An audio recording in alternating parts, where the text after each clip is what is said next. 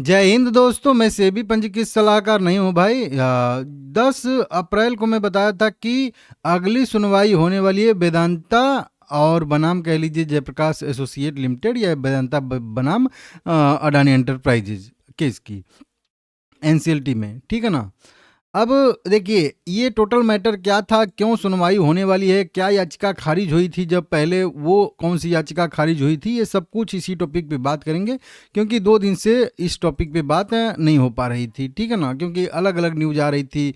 अभी की बात करेंगे तो फिर से मैं ध्यान दिला दूं, 1,000 करोड़ रुपए का जयप्रकाश एसोसिएट लिमिटेड और अल्ट्राटेक सीमेंट का जो विवाद था वो जो है सुलझ चुका है। मध्यस्थता विवाद का फैसला आया है। 1,000 करोड़ रुपए अल्ट्राटेक सीमेंट लिमिटेड देगी और इनके कुछ एसेट जो मैं बताया था अपनी पिछली वीडियो में उनको जो है और आ जाएगा। अगर हाँ, यहाँ पे जेपी सुपर प्लांट और खदानें जो है अब जेपी एसोसिएट के पास नहीं रहेंगी, ये जो है अल्ट्राटेक सीमेंट के पास चली जाएंगी और 1,000 करोड़ रुपए जयप्रकाश एसोसिएट लिमिटेड को मिलने वाला है कुल मिला के। हालांकि वो पैसा भी अडानी एंटरप्राइजेज के ही खाते में जाएगा, ठीक है ना। तो ये पीछे अभी न्यूज़ थी। उसके बाद जो ये वाला 10 अप्रैल को सबसे इम्पोर्टेंट डेट है। और ये देखिए, पहले तो हम लोग सभी लोग अडानी एंटरप्राइजेज के पक्ष में थे, सभी रिटेल इन्वेस्टर, कि अगर अडानी एंटरप्राइजेज को कंपनी मिलती है जेपी एसोसिएट लिमिटेड तो रिटेल इन्वेस्टर के लिए भी 1%, 2%, 4%, 5% तक इक्विटी शेयर मिल सकता है। लेकिन इन्होंने तो कुछ दिया नहीं। अब लोग कह रहे हैं कि फैसला जो है वेदांता के पक्ष में आ जाना चाहिए, क्योंकि शायद से हो सकता है कि वेदांता कुछ दे दे 1-2%, क्योंकि फिर डीलिस्टिंग वाला मैटर न रहे। हालांकि डीलिस्टिंग तो तब भी होगी, उसके बाद जब रीलिस्टिंग होगी तब फिर हम लोगों को 1%, 2%, 4%, 5% जो भी रहता है ऑफर किए जाते हैं जो कंपनियां खरीदती हैं दिवालिया कंपनी को। तो अब मेन वही रहेगा। अब आगे इसका क्या हम पे असर पड़ेगा वो सब समझाऊंगा, पहले न्यूज आप समझिए, ठीक है ना। देखिए, एनसीएलटी ने जयप्रकाश एसोसिएट लिमिटेड के लिए जो है अडानी की समाधान योजना को रोक लगाने की वेदांता की अंतरिम याचिका को खारिज किया। अब यही यही लाइन पढ़ लोगे तो यही सब कुछ हो जाएगा। जयप्रकाश एसोसिएट लिमिटेड के लिए अडानी की समाधान योजना पे, जो समाधान योजना थी दिवालिया प्रक्रिया वाली, उसको रोकने के लिए वेदांता की जो अंतरिम याचिका थी उसको खारिज किया गया है। वो कि जब अदानी एंटरप्राइजेज को कंपनी मिल गई है जयप्रकाश एसोसिएट लिमिटेड, तो ये अब अधिग्रहण के लिए पूरा जो है अपना प्लान बना रहे। इसमें अडानी पावर भी आ रहा है, अडानी गैस भी आ रहा है, अडानी पोर्ट भी आ रहा है कुछ बिजनेस खरीदने के लिए। तो ये सब अपना जो है रेजुलेशन के तहत जो है अपना अधिग्रहण का कार्य शुरू कर रहे हैं। उस अधिग्रहण के कार्य शुरू जो कर रही है अडानी एंटरप्राइजेज, उस पर रोक लगाने की एक याचिका थी, उसको खारिज कर दी गई है। लेकिन उसी में एक चीज ये भी मांग किया गया था, सीओसी ने जो अडानी एंटरप्राइजेज के बिड को चुना जो कि कम की थी और वेदांता के बिड को नहीं चुना क्योंकि इनकी ज्यादा की थी। समझ रहे हो आप लोग? तो वो डिफरेंस कैसे है, ज्यादा बोली वेदांता की थी तो सीओसी को वेदांता को चुनना चाहिए था, अडानी को क्यों चुना? तो इस पे भी वही जो है एक सुनवाई होने वाली है और वही सबसे इंपॉर्टेंट सुनवाई होने वाली है। इस पे आप लोग ध्यान दीजिएगा खास करके। इसको मैं कुछ पॉइंट के हिसाब से आप लोगों को समझा देता हूं ताकि और बढ़िया से समझ में आए।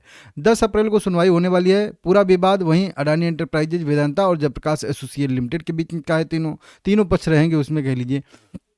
अडानी की बोली थी 14,535 करोड़ रुपए की, जबकि वेदांता की बोली थी 16,726 करोड़ रुपए की। ऐसा वेदांता का दावा है। इस तरीके से कर्जदाता की समिति सीओसी ने अडानी के प्लान को मंजूरी दी थी और उस वो किस लिए, क्योंकि 6,000 करोड़ रुपए तो अब फ्रंट दे देंगे, तुरंत दे देंगे और उसके बाद जो है बाकी पेमेंट 2 साल के अंदर पूरा कर देंगे उसी के साथ। जबकि वेदांता पहले 6,000 करोड़ रुपया ही अब फ्रंट नहीं देगी, 4,000 करोड़ रुपए के आसपास देगी और बाकी जो भुगतान बचेगा उसको 5 साल में देगी। मतलब अडानी एंटरप्राइजेज तुरंत पैसा दे रही है ज़्यादा और 2 साल में सारा पैसा चुकता कर देगी। और ये वेदांता जो है वो अप फ्रंट पे लगभग 4,000 करोड़ रुपए के आसपास देगी और जो है बाकी पैसा 5 साल में देगी। तो ज़्यादा लंबा टाइम ये खींच रहे थे, इसी वजह से सीओसी ने इनके बिड को नहीं चुना, जो सीओसी ने लॉजिक दिया था और अभी इनसे जवाब भी मांगा गया है। एनसीएलटी का निर्णय 17 मार्च को आया था। एनसीएलटी इलाहाबाद ने अदानी एंटरप्राइजेज के 14,435 करोड़ के रेजुलेशन को मंजूरी दे दी थी। मतलब अडानी जो है जेपी एसोसिएट लिमिटेड का अधिग्रहण को मंजूरी दे दी थी, सीधा सीधा कह लीजिए।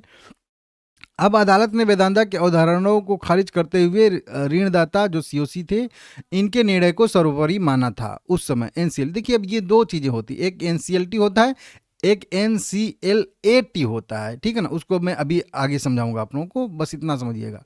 तो उसने जो है जब एनसीएलटी में मामला था तो एनसीएलटी ने मतलब उसके वेदांता के सीओसी के वोटिंग को जो है सर्वोपरि रखा, क्योंकि अधिकार इन्हीं का है ना भाई। अब फिर से अगर प्रोसेस जो भी होगा, फिर से जब बताऊंगा प्रोसेस आपको क्या होगा, अगर वेदांता के पक्ष में फैसला जाता है तो फिर से वही मैटर जाएगा सीओसी के पास ही। लेकिन जब सीओसी ही को ही पसंद है अडानी एंटरप्राइजेज का रेजुलेशन, तो फिर से सीओसी जो है अडानी एंटरप्राइजेज की बिड को चुनेगी, क्योंकि वोटिंग तो सीओसी का ही करना है, एनसीएलटी को वोटिंग थोड़े करना है। तो वही चीज़ अभी समझाऊंगा, ठीक है ना। तो सीओसी ने चुना था और सीओसी के निर्णय को सर्वोपरि माना गया था, क्योंकि पैसा इन्हीं को लेना है। इन्हीं को मतलब सीओसी को नहीं लेना है। सीओसी एक कमेटी है सभी बैंकों का, 16-17 बैंक हैं, तो 16-17 बैंक थोड़े भाग लेंगे किसी भी बैठक में। तो वो लोग अपना एक समिति बना देते हैं कि ये समिति भी मतलब रहेगी, वहीं हर एक जगह पे हमारी जो पक्ष है उसको रखेगी, बात करेगी, सब कुछ करेगी, ठीक है ना। उसमें अपने अपने मतलब जो भी हैं आदमी लोग जो है समिति में बिठा देते हैं, ठीक है ना। तो इस तरीके से अब केवल बोली की गारंटी नहीं है, बल्कि भुगतान की गति और व्यवहारता पर भी मतलब नज़र है। मतलब जब बोली लगी थी वेदांता की और अडानी एंटरप्राइजेज की, तो जब एनसीएलटी ने फैसला सुनाया था तो उसने यही कहा था कि बोली ज़्यादा पैसे वाली चुनना कोई ज़रूरी नहीं है कि ज़्यादा पैसे वाली बोली चुनी जाएगी। जो पैसा की बोली लगी है वो पैसा कौन दे सकता है और वो देने के लिए कितना उसकी क्रेडिबिलिटी है कह लीजिए, या वो कितना जल्दी दे सकता है, भुगतान की गति यहाँ पे लिखा है ना, कितना जल्दी दे सकता है, उसके हिसाब से होगा। और सीओसी को कौन सी बोली पसंद है ये भी मतलब देखा जाएगा। ऐसा कि नहीं कि जो सबसे ज़्यादा बोली लगा है बस उसी का। अब इसी को यहाँ पे बताया गया था कि वेदांता की जो याचिका थी और एनसीएलटी में अब मतलब गई थी, सीओसी के खिलाफ इन्होंने दायर की थी कि मेरी बिड को क्यों नहीं चुना। तो इस तरीके से तो एनसीएलटी ने वेदांता के खिलाफ जो याचिका थी, अपील थी, उसको दायर किया गया था और खारिज नहीं हुई थी। मतलब वो याचिका सुनवाई पर रोक न होने पर जो है अदानी का प्रस्ताव का अंतिम रोक लगा दिया जाए। इस तरीके से इनका जो डिमांड था वेदांता का कि जो वेदांता ये जयप्रकाश एसोसिएट लिमिटेड का जेएएल का अडानी एंटरप्राइज अधिग्रहण कर रहा है उस पर अंतरिम रोक लगा दी जाए। इस तरीके से भी मतलब डिमांड किया गया था वेदांता की तरफ से कि अधिग्रहण पे रोक लिया जाए, रोक लगा दिया जाए, ताकि अधिग्रहण वो न करें, जब फैसला आ जाएगा तब अधिग्रहण करेंगे। वेदांता का मतलब ये था। लेकिन एनसीएलटी ने वहीं 24 तारीख को अपना जो है तत्काल रोक लगाने के लिए मतलब स्टे जिसको कहते हैं की याचिका खारिज कर दी थी। केस खारिज नहीं हुआ था, ठीक है ना। केस जो इन्होंने किया था, चैलेंज किया था एनसीएलटी में, तो उसको जो है जो स्टे याचिका थी उसको खारिज कर दिया गया था। लेकिन केस अभी भी चल रहा है, उस केस पे सुनवाई होगी और उसके बाद जो है जो भी फैसला आएगा उसको यहाँ पे मतलब कहा जाएगा 10 तारीख को, ठीक है ना। तो इस तरीके से यहाँ पे अपडेट आया है, इसको आप लोग देख लीजिएगा। कोर्ट ने कहा है कि अडानी का लागू रहना जारी रहेगा, मतलब अडानी का जो अधिग्रहण है वो जारी रहेगा जयप्रकाश एसोसिएट लिमिटेड का। बाकी अंतिम फैसला जो भी आएगा तो उसके हिसाब से आगे काम होगा, ठीक है ना। सीओसी से सबसे पहले जवाब मांगा जाएगा 1 हफ्ते के अंदर। अब हो सकता है कि आजकल में अडानी ये क्या है सीओसी कमेंट्री ऑफ क्रेडिटर की समिति जो है वो 1 हफ्ते में जवाब दे देगी और उसी के जवाब को देखते हुए ही 10 तारीख को जब 10 अप्रैल को सुनवाई होगी तो फिर से जो है एनसीएलटी जो है फैसला लेगी अपने हिसाब से, ठीक है ना। उन्होंने कहा है कि कम कीमत वाली बोली को क्यों चुना है आपने, मतलब अडानी एंटरप्राइजेज की बोली को आपने क्यों चुना है, वेदांता की बोली को क्यों नहीं चुना। मतलब वोटिंग में जो बताया गया था 94% मिला था, तो वो उस वोटिंग में आपने क्यों नहीं चुना, इस पे जवाब चाहिए। अगर सही जवाब एनसीएल ये सीओसी की तरफ से दिया जाता है एनसीएलटी में तो बिड जो है अडानी के पास ही रहेगी। लेकिन अगर वो जस्टिफाइड नहीं कर पाते हैं कि इन्होंने अडानी एंटरप्राइजेज को बोली को क्यों चुना, 14,500 करोड़ रुपए वाली बोली को 16,500 करोड़ रुपए वाली बोली को क्यों ठुकराई, तो फिर जो है उसमें दिक्कत हो सकता है, ठीक है ना। इस तरीके से आप लोग देख लीजिएगा, ठीक है। 10 अप्रैल को सुनवाई होने वाली है और इसमें अगर वेदांता के पक्ष में अगर बिड मतलब फैसला आता है तो फिर इसके आगे क्या होगा वो मैं आप लोगों को बताऊंगा। अब यहाँ पे आप लोग 2 चीज़ मैं आप लोगों को बता रहा हूँ, एनसीएलटी और एक एनसीएलएटी होती है, अपीलीय न्यायाधिकरण होती है, ठीक है ना। एक तो एनसीएलटी मतलब सीधा सीधा नेशनल कंपनी लॉ ट्रिब्यूनल होती है और एक जो है उसी का कह लीजिए एक तरीके से कोर्ट होती है, ठीक है ना। तो एनसीएलटी से मैटर निकल चुका है, ठीक है ना। अब जो है अपीलीय न्यायाधिकरण में आया है, ठीक है ना। तो वहाँ पे अब सुनवाई हो रही है। अब यहाँ से अब वेदांता, अब देखिए अडानी एंटरप्राइजेज ने तो बीड जीत लिया है। अब अगर वेदांता के पक्ष में फैसला आ जाता है तो फिर आगे क्या होगा उस पर मैं थोड़ा सा अपना जो है बता देता हूँ कि अडानी एंटरप्राइजेज का फिर क्या होगा, कैसे होगा, ठीक है ना। तो देखिए, तो अगर अडानी के रेजुलेशन प्लान पर रोक लगती है या पलटता है एनसीएलटी में, मतलब वेदांता के पक्ष में अगर फैसला आता है 10 तारीख को, 10 अप्रैल, ये नोट कर लीजिएगा। हाँ, कहीं कहीं 9 अप्रैल लिख रहा है, लेकिन अब देखते हैं कब आएगा रिपोर्ट। एक्चुअल में 10 तारीख बताया जा रहा है। अब देखिए, मूल्यांकन के लिए नई बोली, अब मान लेते हैं हम लोग कि 10 तारीख को अडानी एंटरप्राइजेज केस हार गया है और वेदांता केस जीत गया है। अब उस दृश्य में क्या होगा, कैसे होगा, वो मैं बता रहा हूँ, ठीक है ना, 10 तारीख के बाद का मैटर, ठीक है ना। तो अडानी एंटरप्राइजेज मान लेते हैं कि बोली मतलब ये केस हार गया है और वेदांता ने एनसीएलटी में केस जीत लिया है, ठीक है ना। तो इसमें क्या होगा कि सबसे पहले पुनर्मूल्यांकन की जाएगी और फिर से बोली जो है मंगाई जाएगी, ठीक है ना। और वो बोली कौन मंगाएगा, वहीं फिर से वहीं आ जाएगा सीओसी ही बोली मंगाएगी, ठीक है ना, फिर से। तो वेदांता की ऊंची बोली लगभग 16,600 करोड़ रुपए की है, तो इस पे पहले विचार किया जा सकता है, ठीक है ना। या तो नई बोली सीधा सीधा मंगाई जाएगी कि सभी लोग फिर से चलिए अपनी अपनी नई बोली लगाइए, ठीक है ना। तो सभी लोग नई बोली लगाएंगे या फिर वेदांता की जो 16,700 करोड़ रुपए की बोली है उस पर विचार किया जाएगा, ठीक है ना। इस तरीके से आएगा। सभी बोलीदाता एक बार फिर से अंतरिम बोली लगाना चाहिए, सबसे अच्छी बोली देने का मौका देना चाहिए। तो ये भी हो सकता है कि सभी लोग फिर से बोली लगाएं और इस पर जो है विचार करें, ठीक है ना। सीओसी की नई बैठक होगी, फिर उसमें जो है बताया जाएगा कि जस्टिफाइड करना होगा कि जो वेदांता की 5 साल की पेमेंट वाला प्लान है और अदानी का 2 साल पेमेंट वाला प्लान है, उसमें कौन सा बेहतर है, उसके लिए वोट करती है तो नए प्लान को मंजूरी के लिए एनसीएलटी में फिर से भेजा जाएगा और फिर से वहीं जो है सारा का सारा प्रोसेस होगा जब हो के अभी तक यहाँ तक आया है।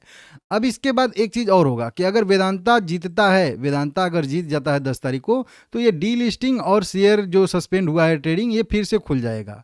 क्यों खुल जाएगा? अभी तो इस पर रोक लगा है ना, केवल जयप्रकाश एसोसिएट लिमिटेड के ट्रेडिंग अभी डीलिस्ट नहीं हुई है शेयर, अभी केवल रोक लगा है, सस्पेंड हुआ है, मतलब ट्रेडिंग केवल बंद हुई है। तो अगर वेदांता जीतता है केस तो ये जो है डी लिस्टिंग या जो स्टे लगा है शेयर के मतलब ट्रेडिंग पे, वो फिर से खुल जाएगा, मतलब फिर से ट्रेडिंग शुरू होना, मतलब ट्रेडिंग होना शुरू हो जाएगी, मतलब फिर से जयप्रकाश एसोसिएट लिमिटेड का शेयर ट्रेड करना मतलब शुरू कर देगा।